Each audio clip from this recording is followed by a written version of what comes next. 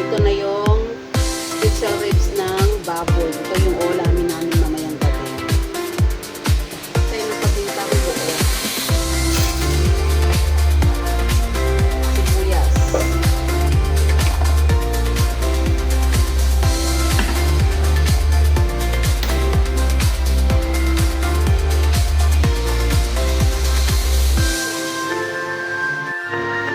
Nakalimutan ko pala lagyan ng asin. So, lagyan na natin. Kunti lang. Mamaya na natin yung lagyan ng patis.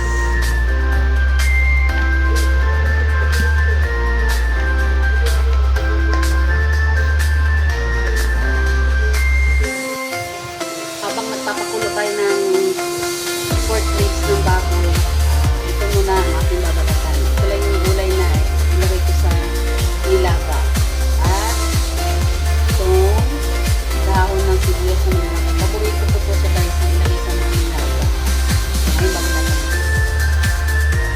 So guys, ito na yung ating slice na patatas at repolyo at yung malaking dahon na sibuyas. Ready na ito mamaya. So ngayon guys, tanggalin natin yung bumubula-bula. Ayan.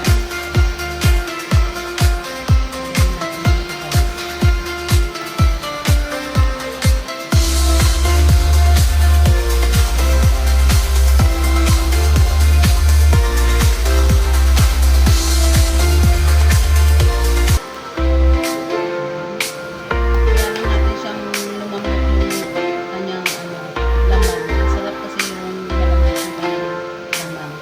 So, kuluan lang natin siya guys.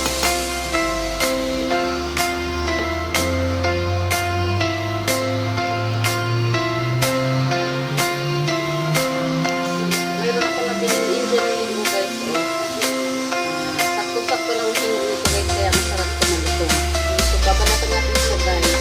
Dahil napapangin ako sa mangga. Kapag ito ang pag-uwi. Tapos,